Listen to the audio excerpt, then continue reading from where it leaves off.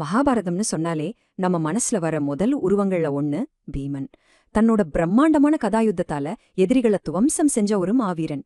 ஆனா அந்த பீமனே ஒரு இடத்துல அமைதியா உட்காந்து தவம் செஞ்சார்னா நம்புவீங்களா? ஆமாங்க, அழிவின் சின்னமா பார்க்கப்பட்ட ஒரு வீரன் அமைதியை தேடி போன அந்த முரண்பாடான கதையத்தான் நாம இப்ப பார்க்க போறோம். இந்த கேள்விதான் இந்த முழு கதையோட மையப்புள்ளி. யோசிச்சு பாருங்க, ஒரு பெரிய போரை ஜெயிச்சாச்சு, ஆனா அதுக்கப்புறம் ஒரு வீரனோட மனசுக்குள்ள என்ன ஓடும், அவன் எப்படி நிம்மதியை கண்டுபிடிப்பான்? இந்த ஆழமான ஒரு தேடல் தான் நம்மள கேரளால இருக்கிற ஒரு அதிசயமான கோவிலுக்கு கூட்டிட்டு போக போகுது. பீமனுக்குள்ளேயே இந்த ரெண்டு பேரும் இருந்தாங்கன்னு சொல்லலாம். ஒரு பக்கம் போர்க்களத்துல யாராலும் அசைக்க முடியாத ஒரு மாபெரும் சக்தி, இன்னொரு பக்கம் அந்த போருக்கு பிறகு தான் செஞ்ச செயல்களால மன அமைதிய முழுசா இழந்த ஒரு ஆன்மா. இந்த ரெண்டுக்கும் நடுவுல நடந்த உள்மன போராட்டம்தான் அவரை ஒரு புதிய பயணத்துக்கு இட்டுச் சென்றது. சரி, வாங்க கதைக்குள்ள இன்னும் கொஞ்சம் ஆழமா போவோம். பீமன் எதுக்காக திருப்புலியூருங்கிற இடத்துக்கு போய் தவம் செய்யணும்? அதுக்கு பின்னாடி இருந்தது ஒரு வெற்றி கொண்டாட்டம் கிடையாது, மாறா ஒரு பெரிய மனச்சுமை. குருக்ஷேத்திர போர் தர்மத்துக்காக நடந்திருக்கலாம், ஆனா அது ஏற்படுத்தின அழிவு ரொம்ப பெருசு. குறிப்பா தன் சொந்த அண்ணன் தம்பிகளான கௌரவர்களே தன் கையால கொன்ன அந்த பாவம் பீமனோட மனச அரிச்சுக்கிட்டே இருந்துச்சு. கையில வெற்றி கிடைச்சது, ஆனா மனசுல நிம்மதி கிடைக்கல. அந்த மனச்சுமா அவரை ராத்திரி பகலா வாட்டி வதைச்சது. இதுதான் பீமனுடைய ஆன்மீக பயணத்தோட வரைபடம். போரோட வெற்றியும் அழிவும் சேர்ந்து ஒரு பெரிய குற்ற உணர்ச்சியை கொடுத்துச்சு. அந்த குற்ற உணர்ச்சியிலிருந்து வெளியே வர்றதுக்காக அவர் தவத்தையும் பிரார்த்தனையும் தேர்ந்தெடுத்தார். கடைசியா இறைவனோட அருளால மன்னிப்பையும் மன அமைதியும் தேடி கண்டுபிடிச்சாரு. இந்த முழு பயணமும் நடந்தது அந்த திருப்புலியூர்ல தான். இங்கேதான் ஒரு சுவாரஸ்யமான விஷயம் இருக்கு.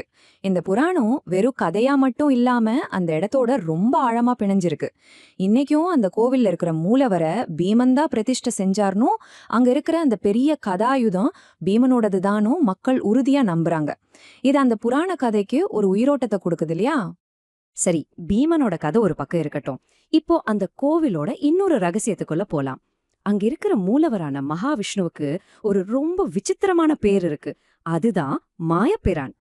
மாயப்பிரான், இந்த பேரை கேட்டாலே ஒரு மர்மம் இருக்குல்ல. மாயைகளை செய்யும் இறைவன்னு இதுக்கு அர்த்தம். அவர் எதுக்காக பக்தர்களுக்கு மாயைகளை காட்டணும்? அவரோட லீலைகள் எப்படி இருக்கும்? அதுக்கு பின்னாடி ஒரு கதை இருக்கு. பீமன் வர்றதுக்கு பல காலத்துக்கு முன்னாடியே சப்தரிஷிகள்னு சொல்லப்படுற 7 மகா முனிவர்கள் இங்க தவம் செஞ்சாங்க. ஆனா இறைவன் உடனே அவங்களுக்கு காட்சி கொடுக்கல. அவங்களோட பக்தியோட உறுதிய சோதிக்கிறதுக்காக பல மாய லீலைகளை புரிஞ்சார். கடைசியில அவங்களோட தவத்தை மெச்சி ஒரு பிரம்மாண்டமான ரூபத்துல தோன்றி ஆசிர்வதிச்சார். இப்படி மாயங்கள் செஞ்சு பக்தர்களை ஆட்கொண்டதால அவருக்கு மாயப்பிரான்கிற பெயர் அங்கு நிலைச்சிடுச்சு. தமிழ் ஆழ்வார்கள்ல ஒருவரான நம்ம நம்மாழ்வார் இதை எவ்ளோ அழகா சொல்லியிருக்கார் பாருங்க. மாயங்கள் செய்யற அந்த இறைவன் வேற எங்கேயும் இல்ல, என் மனசுக்குள்ளேயே ஒளிஞ்சுக்கிட்டு என் கூட விளையாடுறான்னு பாடுறார். இறைவன் நம்ம கூடவே ஒரு கண்ணாமூச்சி ஆட்டம் ஆடுறான்னு சொல்ற இந்த எண்ணம் எவ்வளவு கவித்துவமா இருக்கு. இப்போ நாம புராணங்கள்ல இருந்து நேரடியா கோவிலோட தனித்துவமான கட்டிடக்கலைக்கு வருவோம்.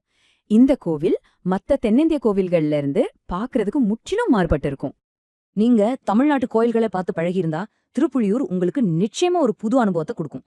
ஏன்னா அதோட ஒட்டுமொத்த அமைப்புமே கேரளாவோட தனித்துவமான ஒரு அடையாளம். இந்த ஒப்பீடு இத ரொம்ப தெளிவா விளக்கும். நம்ம தமிழ்நாட்டு கோவில்கள்ல பொதுவா சதுர வடிவ கருவறைகளையும் வானத்தை முற்ற மாதிரி கோபுரங்களையும் பார்ப்போம். ஆனா கேரளாவோட இந்த பாணியில கருவறை வட்ட வடிவத்துல இருக்கும். அதுக்கு வட்டஸ்ரீ கோயில்னு பேரு. கூரைகள் செப்பு தகடுகளால வேயப்பட்டு எங்க பார்த்தாலும் நுட்பமான மரச்சிற்பங்கள் இருக்கும். இந்த எளிமையிலேயே ஒரு தெய்வீகமான கம்பீரம் ஒளிஞ்சிருக்கும். சரி, பீமனோட கதையையும் மாயப்பிரானோட கதையையும் பார்த்தோம். இந்த பழங்கால கதைகள்லாம் இன்னைக்கு அந்த கோவில்ல இருக்கிற நடைமுறை நம்பிக்கைகளோட எப்படி இணைஞ்சிருக்குன்னு பார்க்கலாமா?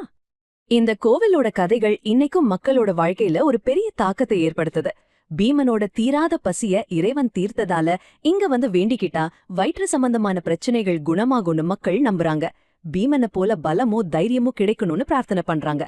அது மட்டும் இல்லாம இங்க நடத்தப்படுற துலாபாரம் சடங்கும் பிரசாதமா கொடுக்கப்படுற பால் பாயாசமும் ரொம்பவே பிரசித்தி பெற்றது. ஆக கடைசியா நாம புரிஞ்சுக்க வேண்டிய விஷயம் இதுதான். பீமனோட கதை ஒரு மாவீரனை பத்தினது மட்டும் இல்ல, அது நம்ம எல்லாரையும் பத்தினது. நம்மளோட வாழ்க்கை போர்க்களத்துல வெற்றி, தோல்வி, குற்ற உணர்ச்சின்னு எல்லாத்தையும் சந்திக்கிற நமக்கு மன அமைதியை தேட ஒரு இடம் நிச்சயமா தேவைப்படுது. பீமனோட அந்த பயணம் அமைதியை தேடுற ஒவ்வொரு மனுஷனோட பயணத்தையும் தான் பிரதிபலிக்குது.